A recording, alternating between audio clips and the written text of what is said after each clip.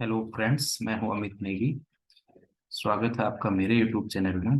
और इस प्लेलिस्ट के अंदर मैं कोशिश करूंगा कि जो कॉम्पिटिटिव एग्जाम्स में मैथमेटिक्स पूछी जाती है उसको हम कवर करेंगे।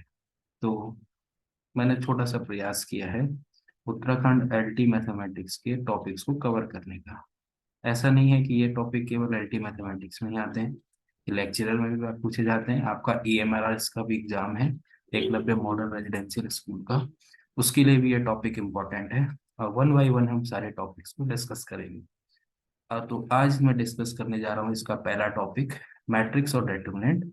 और इसके अंदर भी हम पहले डिस्कस करेंगे मैट्रिक्सेस। आपको पता है, अगर मैथ्स में पूछा गया है कोई भी टॉपिक तो वो क्लास 11th 12th और ग्रेजुएशन तीनों से पूछा जाता है। तो इसलिए कोशिश करेंगे कि मैट्रिक्स के जितने भी टॉपिक्स है इसके अंदर वो सारे के सारे कवर किए जाए ग्रेजुएशन तक के। तो स्टार्ट करते हैं।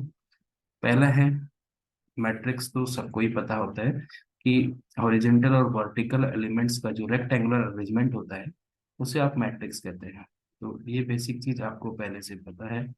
तो यहाँ पे हम डिस्कस करेंगे इससे आगे की चीजें। मैट्रिक्स हमें पता है एक रेक्टेंगुलर अरेंजमेंट होता है वर्टेक्सेस, वर्टिकल और हॉरिजॉन्टल वे में। तो सबसे पहला इसके अंदर आता है type of matrixes. Type of matrix में पहला है रो। अब जो हॉरिजॉन्टल लाइनें होती थी उनको हम कहते थे रो, और जो वर्टिकल लाइनें होती थी उनको हम कहते थे कॉलम। ये हमने बेसिक चीज पढ़ी हुई है। और मैट्रिक्स मींस अभी मैंने बताया कि रेक्टेंगुलर अरेंजमेंट होता है एलिमेंट्स का। तो सबसे पहले हम बात करते हैं कि रो मैट्रिक्स क्या होती है। तो रो मैट्रिक्स एक ऐसी मैट्रिक्स है जिसमें ओनली वन रो होता है, जिसमें एक ही रो होगी। यानी यहाँ आपके पास रो तो एक होगी, लेकिन कॉलम कितने भी हो सकते हैं। लाइक सपोज करो एक मैट्रिक्स में ले रहा हूँ, तो इसमें क्या है कि रो मेरे पास एक ही है लेकिन कॉलम इसमें दो नहीं। ऐसे ही आप इसके कॉलम्स को कितने भी बढ़ा सकते हैं, 1 2 3। इस तरह से ऐसी मैट्रिक्स जिसका रो वन हो, बाकी कॉलम कितने भी हो उससे कोई मतलब नहीं, वो मैट्रिक्स हमारी रो मैट्रिक्स होती है। उसके बाद आते हैं हम कॉलम मैट्रिक्स पे। तो कॉलम मैट्रिक्स जो होता है इस केस में जस्ट ऊपर वाले का अपोजिट। तो इसका मतलब यहाँ हो जाएगा ओनली वन कॉलम। अब एक ऐसा मैट्रिक्स जिसमें केवल एक कॉलम हो वो आपका कॉलम मैट्रिक्स हो जाएगा, लाइक इस तरह से। अब रो से हमें कोई मतलब नहीं है, कॉलम एक होना चाहिए।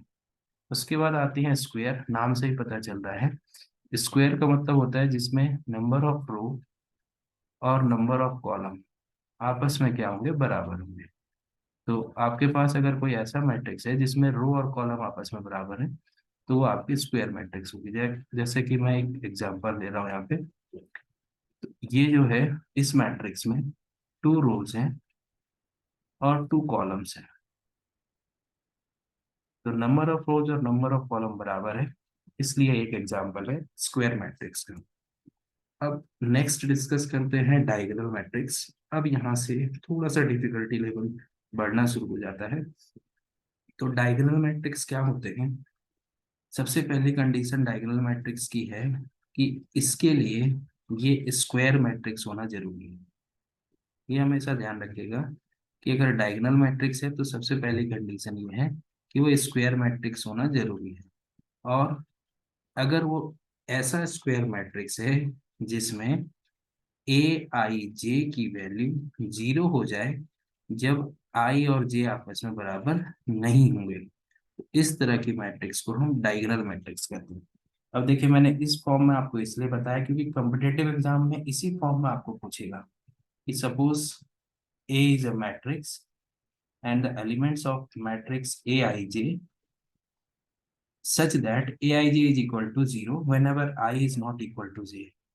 Then tell me which type of matrix is this one. तो इसका मतलब ये हुआ कि एक ऐसा स्क्वायर मैट्रिक्स होना चाहिए जिसमें I not equal to j का मतलब होता है नॉन डायगोनल एलिमेंट्स। जिसमें नॉन डायगोनल एलिमेंट्स क्या हो जाए, जीरो हो जाए। तो डायगोनल एलिमेंट्स को छोड़ के, जैसे सपोज करो ये मेरे तीन डायगोनल एलिमेंट्स है, इन सारे एलिमेंट्स को छोड़ के बाकी के सारे एलिमेंट्स जीरो हो जाए, इस तरह की मैट्रिक्स को हम कहते हैं डायगोनल मैट्रिक्स। क्या कहा जाता है, A I J is equal to zero where I is not equal to J का मतलब ये है कि डायगोनल एलिमेंट को छोड़ के बाकी सारे एलिमेंट जीरो होने चाहिए। अब हमें इस फॉर्म में तो याद रहता है, लेकिन यहाँ क्वेश्चन इस तरह से पूछ लेगा तो हम घबरा जाते हैं। तो है ये कुछ नहीं। और हमेशा ध्यान रखिएगा, डायगोनल मैट्रिक्स होने के लिए सबसे पहली कंडीशन है कि वो स्क्वायर मैट्रिक्स होना चाहिए। अब हम जब स्केलर मैट्रिक्स की बात करते हैं तो स्केलर मैट्रिक्स की पहली कंडीशन ये है कि वो डायगोनल होना चाहिए। अगर डायगोनल है तो श्योर है कि वो क्या होगी, स्क्वायर मैट्रिक्स होगी। अब डायगोनल मैट्रिक्स है इसका मतलब एक चीज कंफर्म है कि डायगोनल को छोड़ के बाकी सारे एलिमेंट जीरो होंगे। अब डायगोनल में क्या होगा, तो स्केलर मैट्रिक्स एक ऐसा डायगोनल मैट्रिक्स होता है जिसके डायगोनल एलिमेंट्स भी सेम होते हैं। यानी इस कंडीशन में डायगोनल एलिमेंट्स जो होंगे वो आपके पास सेम आ जाएंगे। मींस अगर मैं इसको इस डेफिनेशन की फॉर्म में कहूँ तो पहली कंडीशन तो ये होगी कि ए आई जे जो है वो जीरो होगा when I is not equal to J. And second condition होगी कि ए आई जे की वैल्यू कोई भी कांस्टेंट होगी सी जब आई और जे बराबर होंगे। डायगोनल एलिमेंट के लिए हमेशा याद रखिएगा कि जो भी डायगोनल एलिमेंट होते हैं उसके लिए आई और जे, रो और कॉलम का जो सफिक्स होता है वो हमेशा बराबर होता है। आई जे से आप परिचित हैं तो इसलिए मैं आई जे को ज्यादा बता दे रहा हूँ। तो इसका मतलब अब मैं अगर सिंपल वर्ड्स में कहूँ तो स्केलर मैट्रिक्स एक ऐसा मैट्रिक डायगोनल मैट्रिक्स होगा जिसके डायगोनल में सेम एलिमेंट होगा, और डायगोनल है तो बाकी सारे तो जीरो होना जरूरी है। इसी से आगे निकलता है आपके पास आइडेंटिटी मैट्रिक्स। अब आइडेंटिटी मैट्रिक्स के लिए कंपलसरी क्या है कि वो स्केलर होगा, लेकिन हमें पता है कि अगर वो स्केलर है तो एक चीज कंफर्म है कि वो क्या होगी, डायगोनल होगी। और ये हमें पता है कि वो डायगोनल है तो एक चीज कंफर्म है कि वो स्क्वायर होगी। तो स्केलर मैट्रिक्स होना चाहिए और साथ में जो आपका स्केलर मैट्रिक्स में एलिमेंट सेम लिया था हमने सी, वो यहाँ पे जीरो वन होगा। तो ए आई जे की वैल्यू जीरो होगी जब आई नॉट इक्वल टू जीरो, और ए आई जे की वैल्यू वन होती है जब आई इज इक्वल टू जी होता है। तो ये हो गया आपका आइडेंटिटी मैट्रिक्स। तो अब अगर आपका एग्जाम्पल बनाने की बात करूं तो हमेशा क्या आएगा, वन। जैसे ये है, ये टू ऑर्डर की है, और अगर मैं थ्री ऑर्डर की बनाना चाहूँ तो ये बन जाएगी आपके पास आइडेंटिटी मैट्रिक्स।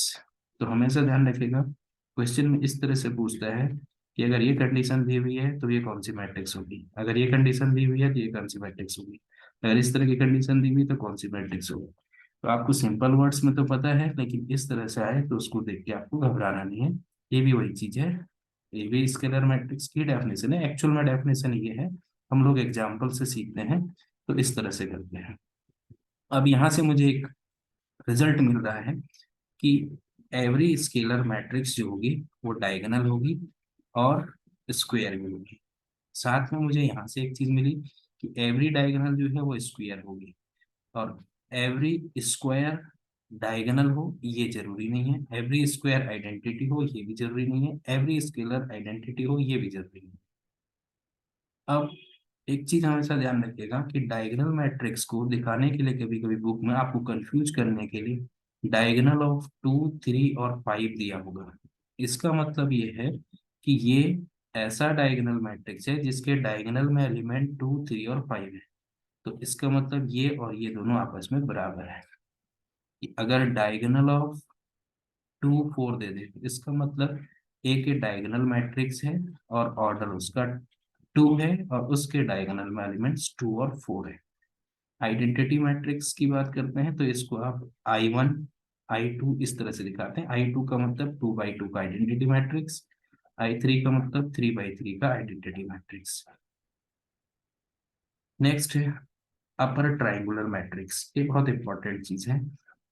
देखिए अपर ट्राइंगुलर मैट्रिक्स क्या होता है कि अगर हम एक कोई भी मैट्रिक्स लेते हैं, सपोज करो मैंने एक मैट्रिक्स लिया ए, और जिसके एलिमेंट मैंने कहा कि ए आई जे है। आई हमेशा स्टैंड करेगा रो को और जे स्टैंड करेगा कॉलम को। तो ये अपर ट्राइंगुलर होगी जब ए आई जे की वैल्यू जीरो हो जाए for every I greater than J. यानी अगर रो का सफिक्स बड़ा है कॉलम से तो उस एलिमेंट की वैल्यू जीरो होनी चाहिए, उसे आप अपर ट्रायंगुलर मैट्रिक्स कहते हैं।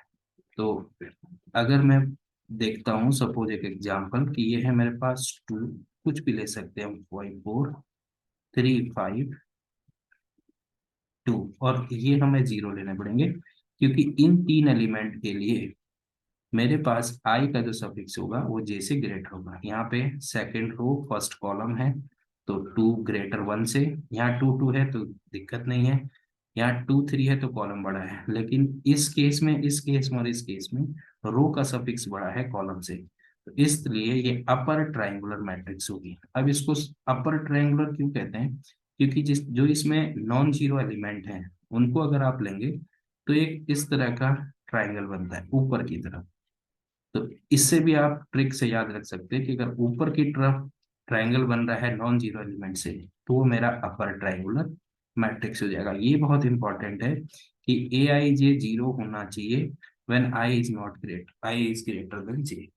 सिमिलरली अगर लोअर की बात करता हूँ तो जस्ट इसका अपोजिट हो जाएगा। तो इसका एग्जाम्पल अगर मैं बनाना चाहूँ तो इस बार मुझे ऐसे सफिक्स लेने पड़ेंगे ए आई जे जीरो जिसमें आई की वैल्यू जे से लेस होगी। इस बार आई जे से क्या होना चाहिए? लेस होना चाहिए। तो इसको लेस मींस लोअर याद रखने का ट्रिक है, ग्रेटर मींस अपर। आई ग्रेटर है जे से तो अपर, आई लेस है जे से तो लोअर। तो अगर इसको बनाऊंगा तो कुछ भी हो सकता है, 2 5 4, बस मुझे वो सफिक्स जीरो रखने हैं जिसके लिए आई लेस है जे से। तो ये तीन एलिमेंट्स मेरे जीरो हो जाएंगे। इस तरह की मैट्रिक्स को बोलते हैं लोअर ट्रायंगुलर मैट्रिक्स। ये बहुत इंपॉर्टेंट है, लोअर ट्रायंगुलर मैट्रिक्स और अपर ट्रायंगुलर मैट्रिक्स। अब कभी अगर आपको बोले कि स्ट्रिक्टली ट्रायंगुलर क्या होता है, तो स्ट्रिक्टली ट्रायंगुलर के लिए हमेशा ध्यान रखिएगा, ये इंपॉर्टेंट एक नोट में लिख लीजिएगा। स्ट्रिक्टली ट्रायंगुलर मैट्रिक्स के लिए क्या होता है कि ऐसा ट्रायंगुलर मैट्रिक्स होना चाहिए, ट्रायंगुलर चाहे वो अपर हो चाहे लोअर हो, जिसमें ए आई आई भी जीरो हो जाए। यानी जिसमें जो मेरे पास रो और कॉलम जब सेम होते हैं, यानी जिसके डायगोनल भी जीरो हो जाए, तो उस तरह के मैट्रिक्स को आप स्ट्रिक्टली ट्रायंगुलर कहेंगे। जैसे अगर इसकी और इसकी जगह जीरो हो जाए तो ये स्ट्रिक्टली ट्रायंगुलर हो जाएगी। नेक्स्ट है आपके पास सिमेट्रिक मैट्रिक्स। इसके बारे में तो सब लोग जानते हैं कि सिमेट्रिक मैट्रिक्स एक ऐसा मैट्रिक्स होता है जिसका ट्रांसपोज उसी के इक्वल होता है। अगर कोई भी मैट्रिक्स का ट्रांसपोज यानी रो को कॉलम और कॉलम को रो बनाने में वो फिर से यही बन जाए तो उस तरह के मैट्रिक्स को बोलते हैं वो सिमेट्रिक मैट्रिक्स है। और सेम इसका अपोजिट होता है skew symmetric matrix.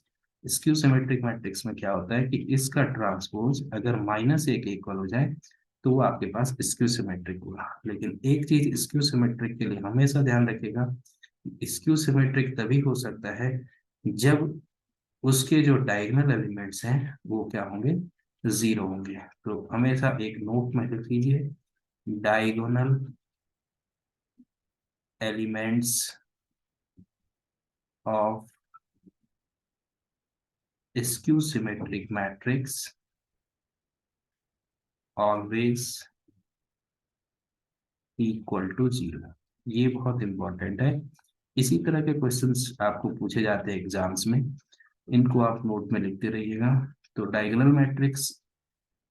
Elements of skew symmetric matrix is always zero. अगर डायगोनल एलिमेंट्स जीरो नहीं है तो कभी भी ए का ट्रांसपोज जो है वो -1 के इक्वल नहीं आ पाएगा। नेक्स्ट है हमारे पास कि ऑर्थोगोनल मैट्रिक्स क्या होता है। अभी ग्रेजुएशन लेवल पे चले गए हैं। तो ऑर्थोगोनल मैट्रिक्स का मतलब होता है कि एक ऐसा मैट्रिक्स जिसको उसी के ट्रांसपोज से मल्टीप्लाई किया जाए और हमें अगर आइडेंटिटी मैट्रिक्स मिल जाए तो इस तरह की मैट्रिक्स को हम ऑर्थोगोनल मैट्रिक्स कहते हैं। क्या करना है? एक ऐसा मैट्रिक्स जिसके ट्रांसपोज को उससे मल्टीप्लाई किया जाए और वो आइडेंटिटी मैट्रिक्स आ जाए, इस तरह के मैट्रिक्स को हम कहेंगे ऑर्थोगोनल मैट्रिक्स।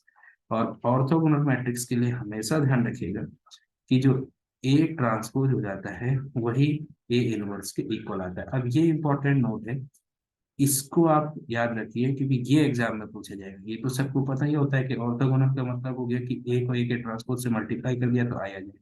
लेकिन ऑर्थोगोनल के लिए वो क्वेश्चन बना देगा कि ऑर्थोगोनल मैट्रिक्स के लिए कौन सी कंडीशन होल्ड करेगी, तो ये ए ट्रांसपोज ए इनवर्स के इक्वल होता है। यानी ऑर्थोगोनल मैट्रिक्स का जो इनवर्स होगा वो उसके ट्रांसपोज के बराबर होता है। वो कैसे आ रहा है, वो यहीं से आ रहा है। देखिए, अगर आपके पास ए ट्रांसपोज जो है वो आई के इक्वल होगा और ए इनवर्स आप दोनों साइड ऑपरेट करेंगे, तो आपके पास इस तरह से A inverse A into A transpose is equal to A inverse I मिलेगा। अब ए इनवर्स ए, किसी भी मैट्रिक्स के इनवर्स को अगर उसके मैट्रिक्स से मल्टीप्लाई करते हैं तो हमेशा आई के इक्वल आता है इंटू ए ट्रांसपोज। और किसी मैट्रिक्स के इनवर्स को आप आई से मल्टीप्लाई, आई से तो कोई भी मैट्रिक्स मल्टीप्लाई होगी तो वही रहती है। तो यहाँ से आपको ए ट्रांसपोज जो है वो ए इनवर्स के इक्वल मिलेगा, क्योंकि फिर से आई से ए ट्रांसपोज को मल्टीप्लाई करने से ए ट्रांसपोज ही रहेगा। तो इस तरह से ऑर्थोगोनल मैट्रिक्स का जो इनवर्स होता है वो ए ट्रांसपोज के इक्वल होता है। तो inverse of orthogonal matrix is always equal to transpose of its orthogonal matrix. ये बहुत इंपॉर्टेंट रिजल्ट है, ये जरूर पूछता है एग्जाम्स में। उसके बाद आते हैं आइडेम्पोटेंट मैट्रिक्स। आइडेम्पोटेंट मैट्रिक्स एक ऐसा मैट्रिक्स होगा जिसका स्क्वायर करने से फिर से ए ही आ जाए, उस मैट्रिक्स को हम बोलेंगे आइडेम्पोटेंट मैट्रिक्स। ऐसा मैट्रिक्स जिसको उसी से मल्टीप्लाई करने से अगर फिर से वही आ जाए तो मैट्रिक्स होता है आइडेम्पोटेंट मैट्रिक्स। अब आइडेम्पोटेंट मैट्रिक्स के लिए हमेशा ध्यान रखिएगा, इसके लिए एक रिजल्ट है कि the number of diagonal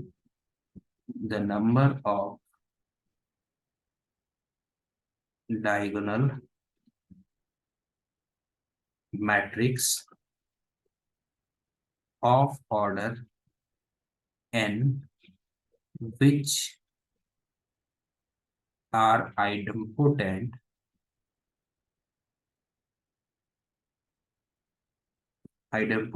are 2 to the power n। अगर कोई डायगोनल मैट्रिक्स है जिसका ऑर्डर n है, और उस केस में जो आइडेम्पोटेंट मैट्रिक्स होती है वो कितने होते हैं आपके पास, 2 टू द पावर n होती है। n जो होगा उसका ऑर्डर होगा, जैसे 2/2 का है तो n की वैल्यू 2 हो जाएगी, 3/3 का है तो n की वैल्यू 3 हो जाएगी। तो यानी अगर कोई डायगोनल मैट्रिक्स है जिसका ऑर्डर n है तो उसके लिए जो आइडेम्पोटेंट मैट्रिक्स बनेगी वो 2 टू द पावर n बनेगी। तो अगर 2 ऑर्डर की है कोई डायगोनल मैट्रिक्स, ध्यान रखना डायगोनल मैट्रिक्स होना चाहिए। अगर 2 ऑर्डर की डायगोनल मैट्रिक्स है और हमें बताना है कि इस डायगोनल मैट्रिक्स के लिए कितनी आइडेम्पोटेंट मैट्रिक्स बन सकती हैं, तो वो 2 टू द पावर 2 यानी 4 आइडेम्पोटेंट मैट्रिक्स बन सकती हैं। यानी 4 ऐसी मैट्रिक्स होंगी जिनको आप स्क्वायर करके वही चीज बना देगा। इस तरह से आपके पास आइडेम्पोटेंट मैट्रिक्स हो गए। आगे आपके लिए नेक्स्ट है इनवॉलेंट्री मैट्रिक्स। अब इनवॉलेंट्री मैट्रिक्स क्या होता है, एक ऐसा मैट्रिक्स ए जिसका स्क्वायर करने से आई आ जाए। अगर किसी मैट्रिक्स का स्क्वायर करने से आई आ जाए तो उसे हम क्या कहेंगे, इनवॉलेंट्री मैट्रिक्स कहेंगे। निलपोटेंट मैट्रिक्स क्या होता है कि अगर ए टू द पावर के बराबर 0 हो जाए, यानी के यहाँ पे कुछ भी हो सकता है, कोई भी वैल्यू हो सकती है 1 2 3 4 5, तो उस केस में इस मैट्रिक्स को हम निलपोटेंट, सपोज करो ए की पावर 3 बराबर 0 आ गया तो ये भी निलपोटेंट मैट्रिक्स हो जाएगी। लेकिन जो इसका जो के होगा उसको कहते हैं इंडेक्स ऑफ निलपोटेंट मैट्रिक्स। ये जो के होगा ये होगा इंडेक्स ऑफ निलपोटेंट मैट्रिक्स। तो K means index of nilpotent matrix. अब आपको क्वेश्चन पूछ सकता है कि अगर कोई निलपोटेंट मैट्रिक्स है जिसके लिए a⁵ बराबर 0 है तो इसका इंडेक्स क्या होगा, तो इसका इंडेक्स आ जाएगा 5। जिस पावर के लिए 0 आ जा रही वैल्यू वो उसका इंडेक्स हो जाता है। तो इस तरह से आपके पास निलपोटेंट मैट्रिक्स होती है। अब इसमें एक इम्पोर्टेंट की पॉइंट है कि अगर ए और बी जो है वो निलपोटेंट मैट्रिक्स है और कॉम्यूट कर रहे हैं तो ए प्लस बी भी क्या होगा, निलपोटेंट होगा। अगर ए और बी जो है वो दो निलपोटेंट मैट्रिक्स हैं और दोनों कॉम्यूट कर रहे हैं, कॉम्यूट होने का मतलब ए प्लस बी बराबर बी प्लस ए हो रहा है, तो उस केस में ए प्लस बी भी जो इनका एडिशन आएगा वो भी आपके पास निल पोटेंट आएगा। तो बने रहिए इसी तरह की वीडियो के साथ मेरे साथ। आगे में डिस्कस करेंगे हम नेक्स्ट वीडियो में कि अदर टाइप ऑफ मैट्रिक्सेस के बारे में, फिर अदर थ्योरी होगी मैट्रिक्स की, और उसके बाद हम प्रीवियस ईयर क्वेश्चंस जो डिफरेंट डिफरेंट स्टेट के एग्जाम्स में पूछा गया है या केवीएस में पूछे गए हैं उनको डिस्कस करेंगे। तो तब तक के लिए आप बने रहिए वीडियो के साथ। Thanks, good bye.